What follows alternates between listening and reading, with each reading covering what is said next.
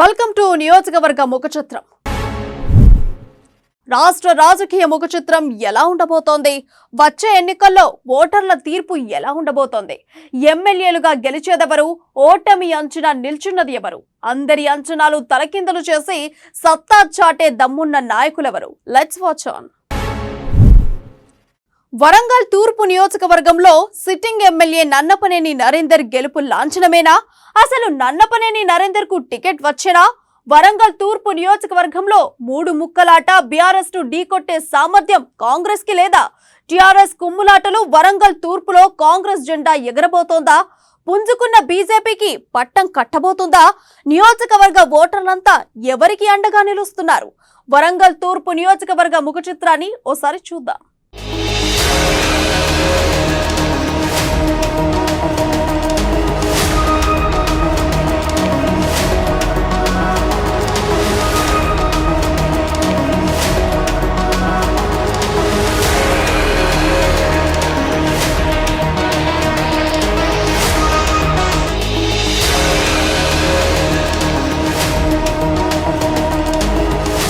ఉద్యమాల పురటిగడ్డ ఓరుగల్లు జిల్లా.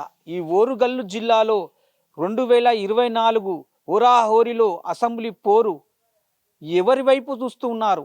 ఈ ఓరుగల్లు తూర్పు ప్రజలు.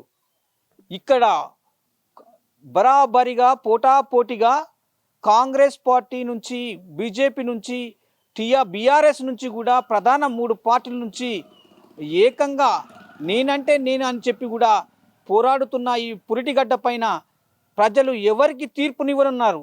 వరంగల్ తూర్పు ప్రజలు ఎవరికి పట్టం కట్టుతున్నారు? తెలుసుకునే ప్రయత్నం చేద్దాం.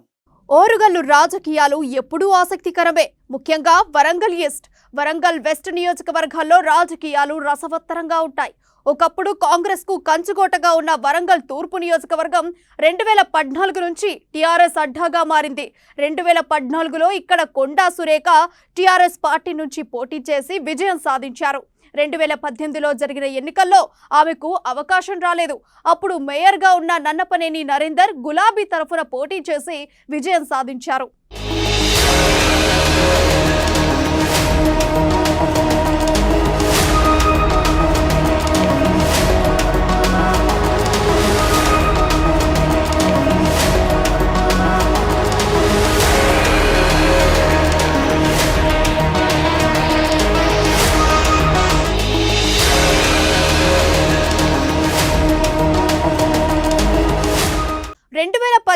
ఎన్నికలు ముగిశాక రాజకీయ పరిణామాలు వేగంగా మారాయి. దీంతో ఆ నియోజకవర్గంలో పోటీ బాగా పెరిగింది. వరంగల్ తూర్పు నుంచి టీఆర్ఎస్ తరఫున టికెట్ ఆశించిన ఎర్రబెల్లి ప్రదీప్ రావు ఇటీవల కారు దిగి కమలం తీర్థం పుచ్చుకున్నారు. సిట్టింగ్ ఎమ్మెల్యే నన్నపనేని నరేందర్ ఒంటెద్దు పోకడతోనే ఆయన పార్టీ మారినట్టు ప్రచారం జరిగింది. దీంతో గులాబీ గూటిలో ముసలం పుట్టి గ్రూప్ రాజకీయాలతో కారుకు ప్రతికూల పవనాలు వీస్తున్నాయి. దీంతో కాంగ్రెస్, బీజేపీ తూర్పు కోటపై కన్నేశాయి. మాలగడ్డ గతంలో నేను మేయర్గా పలు కార్యక్రమాల ద్వారా ఇక్కడ పనిచేసిన దాఖలాలు ఇప్పటికి కూడా ఉన్నాయి. నేను చేసిన అభివృద్ధి నా కళ్ళకే కాదు, ప్రజలందరికీ కూడా గమనించి ఉన్నారు. ఇక్కడ రోడ్స్ కానివ్వండి, జంక్షన్స్ కానివ్వండి, వాటర్ సప్లై కానివ్వండి, ఇవన్నీ కూడా నా హయాంలో చేసినవే. ఇక్కడ జిల్లా అధ్యక్షురాలుగా పనిచేస్తానని, గతంలో పనిచేసిందని నన్ను నియమించడం జరిగింది. పార్టీ అభివృద్ధి కోసం, పార్టీ కోసం ఏమైనా చేసి 40 సంవత్సరాల నుంచి కూడా ఈ పార్టీలో ఎన్ని ఒడిదుడుకులు వచ్చినా, ఏదొచ్చినా కూడా ఈ పార్టీని వీడకుండా ఉన్న వాళ్ళం మేము. పార్టీ అధిష్టాన నిర్ణయాన్ని ఎప్పుడు కూడా శిరస వహిస్తాం. పార్టీలో ఎవరున్నా లేకపోయినా, ఏ కష్ట నష్టాలు ఉన్నా కూడా ఈ పార్టీని అంటిపెట్టుకొని ఉండేవాళ్ళం. తప్పకుండా ఏదైనా అవకాశం వస్తే తప్పకుండా నాకే బాగున్నది అని అధిష్టానం నిర్ణయిస్తే తప్పకుండా పోటీ చేస్తాం. అధికార టీఆర్ఎస్ లోని గ్రూప్ రాజకీయాలను అనుగుణంగా మార్చుకునేందుకు కాంగ్రెస్, బీజేపీలు తీవ్రంగా ప్రయత్నిస్తున్నాయి. సిట్టింగ్ ఎమ్మెల్యే నన్నపనేని నరేందర్ కి పోటీగా అదే పార్టీకి చెందిన బసవరాజ్ సారయ్య, గుండు సుధారాణి రేస్లో ఉండేందుకు ప్లాన్ చేస్తున్నారు. దీంతో ఒకరంటే ఒకరికి పడక వర్గపోరు తీవ్రమవుతోంది. ఇది ఇప్పుడు టీఆర్ఎస్ పార్టీకి తలనొప్పిగా మారింది. తాజాగా మంత్రి ఎర్రబెల్లి దయాకర్ రావు సోదరుడు ఎర్రబెల్లి ప్రదీప్ రావు ఇటీవల పార్టీని వీడటం మరో ఇబ్బంది అని చెప్పాలి.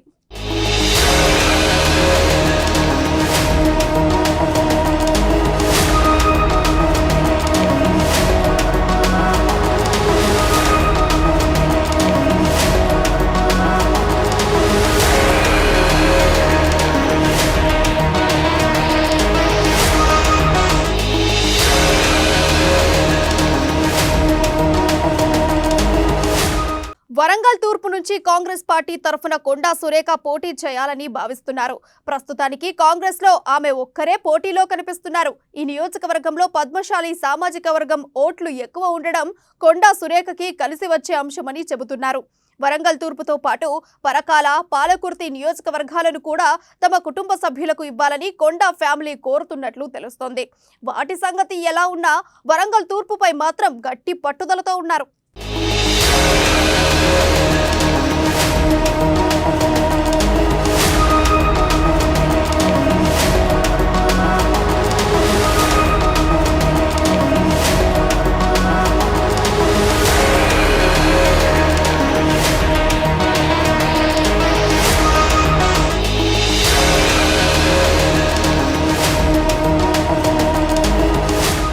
ఇక 2018 అసెంబ్లీ ఎన్నికల్లో 4000 ఓట్లకు పరిమితమైన బీజేపీ మున్సిపల్ కార్పొరేషన్ ఎన్నికల్లో 45,000 ఓట్ బ్యాంక్ సాధించుకోగలిగింది. దీంతో తూర్పుపై కమల దళానికి ఆశలు చిగురించాయి. తూర్పు ప్రజలు బీజేపీకి కాస్త సానుకూలంగా ఉన్నారనే టాక్ వినిపిస్తోంది. కానీ సరైన నాయకత్వం లేకపోవడం ఆ పార్టీకి మైనస్ పాయింట్ గా మారింది. అయితే వరంగల్ ఈస్ట్ అర్బన్ ప్రాంతం కాబట్టి బీజేపీకి కలిసి వస్తుందని నేతలు భావిస్తున్నారు. ఇవన్నీ లెక్కలు వేసుకున్నాకే ఎర్రబెల్లి ప్రదీప్ రావు బీజేపీలో చేరారని తెలుస్తోంది.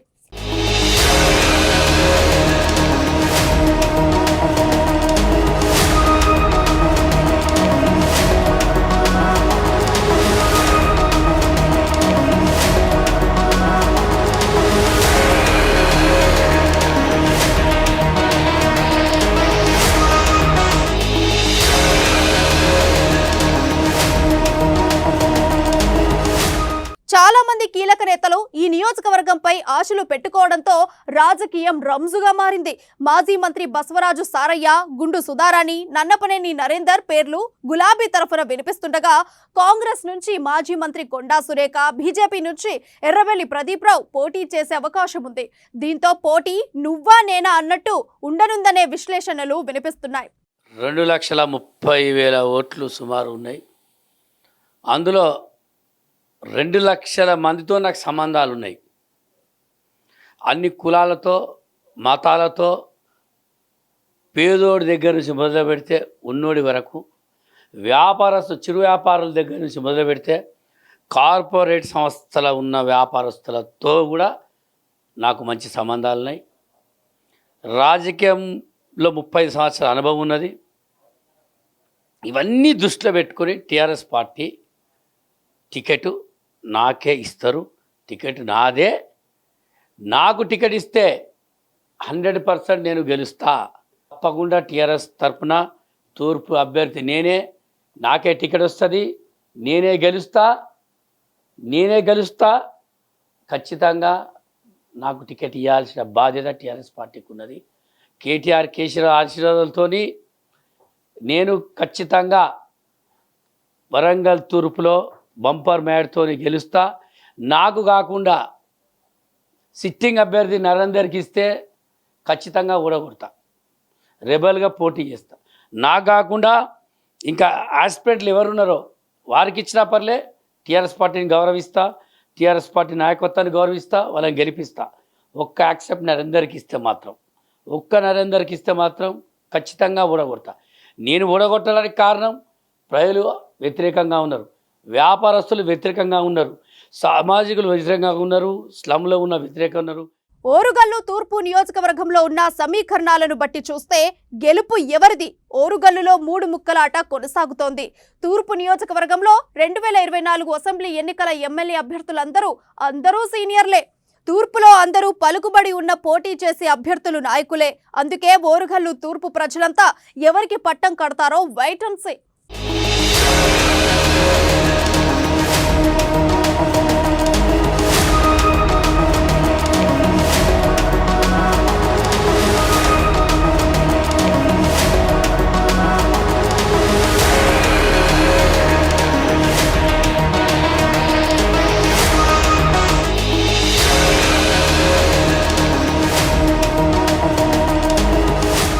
సంక్షేమ పథకాలు అయితే కల్పిస్తున్నా ప్రజలు బీఆర్ఎస్ వైపు ఓట్లేసి బీఆర్ఎస్ నేతలనే గెలిపిస్తారా, లేక కాంగ్రెస్ అంటే బీఆర్ఎస్ మైనస్లన్నీ కూడా ఎండగట్టి కాంగ్రెస్కే పట్టం కడతారా? అదే విధంగా చూసుకుంటే మొత్తానికి రెండు పార్టీలను కూడా పక్కకు పెట్టి ఒక ఎర్రబెల్లి ప్రదీప్ రావు బీజేపీ నుంచి కూడా పోటీ పడుతున్న నేపథ్యం కనపడతా ఉంది. అతనికి కాశీకరణ జెండా రెపరెపలు ఆడబోతుందా? ఇది మొత్తానికైతే తూర్పు నియోజకవర్గంలో తేల్చేల్చిన పరిస్థితి అయితే తూర్పు నియోజకవర్గం ప్రజలకు ఉందని కూడా ఉన్నదని చెప్పుకోవచ్చు. కానీ మొత్తానికైతే ఎవరికి పట్టం కడతారు తూర్పు నియోజకవర్గం, ఇది వేచి చూడాల్సిన పరిస్థితి అయితే కనబడతా ఉంది. కెమెరా పర్సన్ బాలుతో స్వామి, అమ్మా న్యూస్, వరంగల్.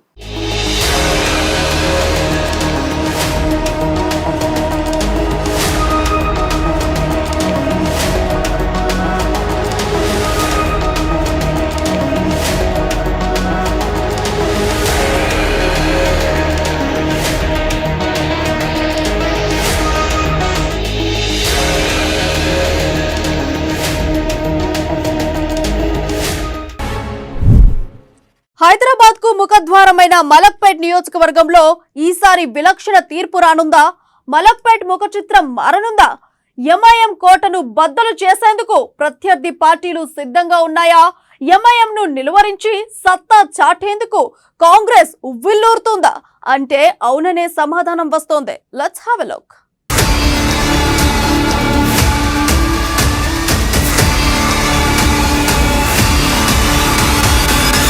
హైదరాబాద్కి తూర్పున ఉన్న మలక్పేట్ నియోజకవర్గానికి సంబంధించి మనం చూసుకుంటే దాదాపు 2,70,000 మంది ఓటర్లు ఉన్నటువంటి మలక్పేట్ నియోజకవర్గంలో ప్రతి ఎన్నికల్లో కూడా ఎంఐఎం ప్రాతినిధ్యం వహిస్తున్నటువంటి పరిస్థితులు కనబడతా ఉన్నాయి. 2009, 2014, 2018లో కూడా అధిక మెజారిటీ ఎంఐఎంకే వచ్చినటువంటి దాఖలాలు అయితే కనబడతా ఉన్నాయి. కానీ ఇక 2023 ఎన్నికల్లో మాత్రం కొంత త్రిముఖ పోటీ కనబడేటువంటి అవకాశాలు ఎక్కువ శాతం కనబడతా ఉన్నాయి.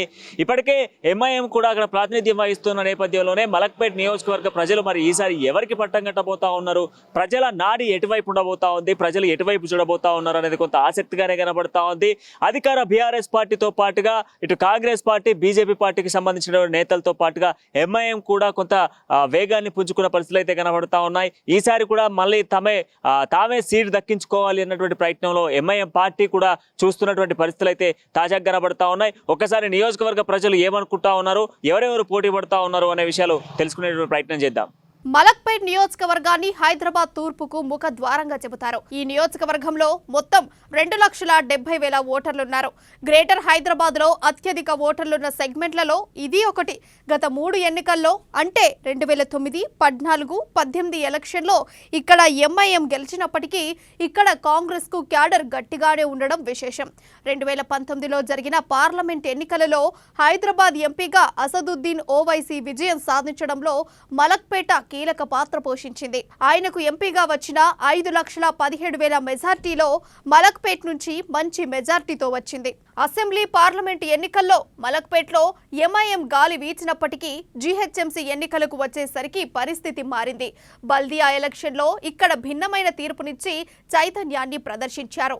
మలక్పేట్ నియోజకవర్గంలో ఉన్న సెటిలర్లు, మైనార్టీ ఓట్లు కీలకం. గతంలో ఇక్కడ మైనార్టీ ఓట్లున్నప్పటికీ గత కొంతకాలంగా సెటిలర్లు ఓట్ల కూడా భారీగా పెరిగాయి. దీంతో ఎంఐఎం కోటలో పాగా వేసేందుకు ఇక్కడ ప్రధాన పోటీలు సై అంటున్నాయి. అయితే ఈ రేసులో కాంగ్రెస్ కు ఎక్కువ అవకాశాలున్నాయని ప్రచారం జరుగుతోంది.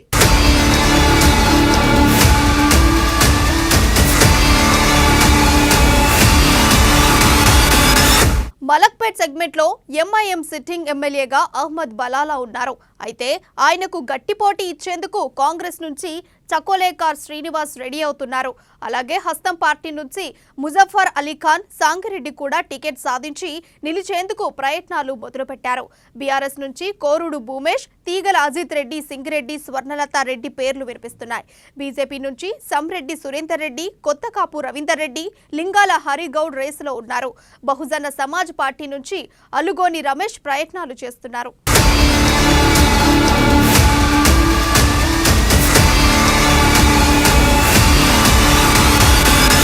మలక్పేట్ నియోజకవర్గంలో ఇప్పుడు ఎంఐఎంకు ధీటుగా కాంగ్రెస్ దూసుకుపోతోంది. ముఖ్యంగా ఈ సెగ్మెంట్లో బీఆర్ఎస్ బీజేపీ ఓట్లు చీల్చే పార్టీలుగా మిగిలిపోతున్నాయనే వాదన ప్రజల్లో బలంగా ఉంది. అందుకే ఎంఐఎంకు ధీటైన పార్టీగా హస్తం వైపు ప్రజలు మొగ్గు చూపుతున్నారన్న మాట వినిపిస్తోంది. కాంగ్రెస్ నుంచి చకోలేకార్ శ్రీనివాస్ బరిలో నిలిచే అవకాశాలు కనిపిస్తున్నాయి. ఆయన ప్రస్తుతం పీసీసీ జనరల్ సెక్రటరీగా ఉన్నారు. మలక్పేట్ కాంగ్రెస్ నియోజకవర్గ ఇన్ఛార్జిగా ఆయన వ్యవహరిస్తున్నారు. సలీంనగర్ మాజీ కార్పొరేటర్గా ప్రజలకు ఆయన సుపరిచితుడు. శ్రీనివాస్ సతీమణి సదాలక్ష్మి గత కార్పొరేషన్ ఎన్నికల్లో మూసారాంబాగ్ డివిజన్ నుండి పోటీ చేశారు. భార్యాభర్తలిద్దరూ నిరంతరం ప్రజలతో మమేకమై ముందుకు సాగుతున్నారు. ప్రజా సమస్యలపై పోరాటం చేస్తూ ప్రజా నాయకులుగా ఈ ఇద్దరికి మంచి పేరుంది.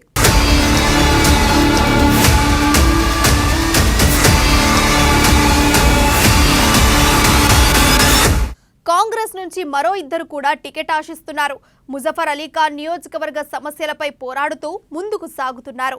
ఆశావహుల్లో సాంకిరెడ్డి పేరు కూడా వినిపిస్తోంది. అనునిత్యం ప్రజల్లోనే ఉంటూ నియోజకవర్గంలో తనదైన స్టైల్ను ఆయన ఏర్పరచుకున్నారు. అయితే కాంగ్రెస్ నుంచి ఎంతమంది పేర్లు ప్రచారంలో ఉన్నా చకోలేకార్ శ్రీనివాస్ వైపు అధిష్టానం మొగ్గు చూపొచ్చని ప్రచారం జరుగుతోంది. హైకమాండ్తో ఉన్న సన్నిహిత సంబంధాల దృష్ట్యా ఆయనకు టికెట్ ఇస్తే ఎంఐఎంను ఓడించడం సులువవుతుందని క్యాడర్ చెప్పుకుంటున్నారు. అందుకే ఆయనకే టికెట్ ఇవ్వాలని క్యాడర్ కూడా పార్టీ పెద్దలను కోరుతున్నారట.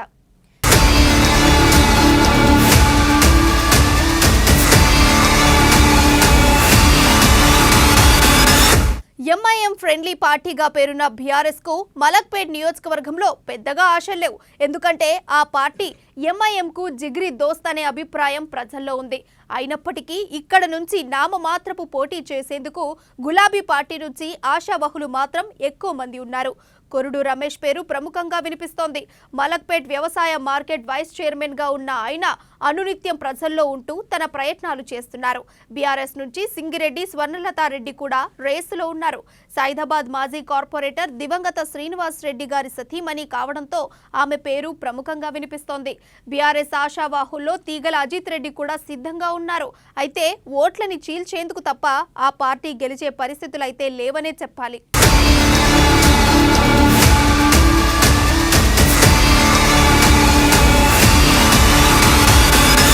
బీజేపీ నుంచి ఈ నియోజకవర్గంలో ముగ్గురు అభ్యర్థులు పోటీ పడుతున్నారు. భాగ్యనగర్ బీజేపీ అధ్యక్షులుగా వ్యవహరిస్తున్న సమ్రెడ్డి సురేందర్ రెడ్డి పార్టీ టికెట్ను తెచ్చుకొని బరిలో నిలిచే అవకాశం ఉంది. బీజేపీ నుంచి కొత్తకాపు రవీందర్ రెడ్డి కూడా సై అంటున్నారు. ఆయన భార్య సైదాబాద్ కార్పొరేటర్ కొత్తకాపు అరుణ రవీందర్ రెడ్డిగా ఉండడం కలిసొచ్చే అంశమే అయినప్పటికీ ఎమ్మెల్యేగా గెలిచేంత బలమైతే లేదనే చెప్పాలి. ఇక లింగాల హరిగౌడ్ కూడా ప్రజాసేవ కార్యక్రమాలు చేపడుతూ రేసులో ఉన్నానని చాటుకుంటున్నారు. అయితే బీజేపీకి కూడా మలక్పేట్లో గెలిచేంత స్థాయిలో బలం లేదనే మాట బలంగా వినిపిస్తోంది.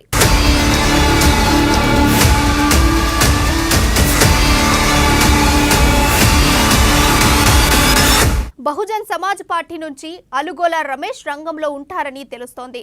బహుజనులు దళితుల సమస్యలపై ఆయన పోరాడుతున్నప్పటికీ బీఎస్పీ ఇంకా ఇక్కడ బలోపేతం కాలేదన్న వాదన ఉంది.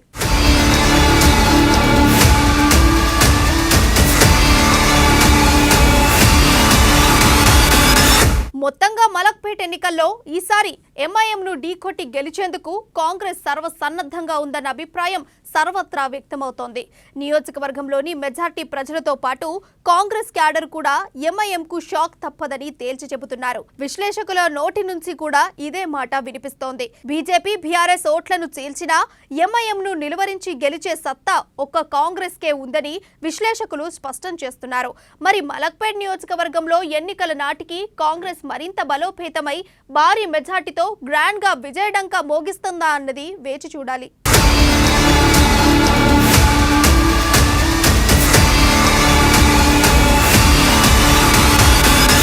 మొత్తానికి మలక్పేట్లో మాత్రం తమదంటే తమదే అంటూ అభ్యర్థులు ఇప్పటికే పోటీ పడతా ఉన్నారు. సో ఈసారి జరగబోతున్న ఎన్నికల్లో ఖచ్చితంగా కూడా అధికార పార్టీ విజయం సాధించబోతుంది అంటూ కూడా అధికార పార్టీకి సంబంధించిన వాళ్ళు చెప్తా ఉంటే, మరొక వైపు మాత్రం ఎంఐఎంఏ మరీ ప్రాతినిధ్యం వహిస్తుంది. ఇక్కడ ఉన్నటువంటి ప్రజలు 70% ఎంఐఎంకే ఓటేసేటువంటి అవకాశాలు ఉన్నాయంటూ కూడా మరి మలక్పేట ప్రజలు మాత్రం ప్రజల నాడి మాత్రం ఈ విధంగా కనబడుతూ ఉంది. కంప్లీట్గా మనం చూసుకుంటే ఈసారి ఖచ్చితంగా త్రిముఖ పోటీ అయితే ఈ నియోజకవర్గంలో ఖచ్చితంగా ఉండేటువంటి అవకాశాలు అయితే కనబడతా ఉన్నాయి. మరి ఈసారి గెలిచేది ఎవరు, నిలిచేది ఎవరు అనేది మాత్రం ప్రజల నిర్ణయం మీదే ఆధారపడి అయితే ఖచ్చితంగా కనబడతా ఉంది. 2,70,000 మంది ఓటర్ల తీర్పు ఏ విధంగా ఉండబోతుంది అనేది మాత్రం కొద్ది రోజుల్లోనే మనం చూడబోతా ఉన్నాం.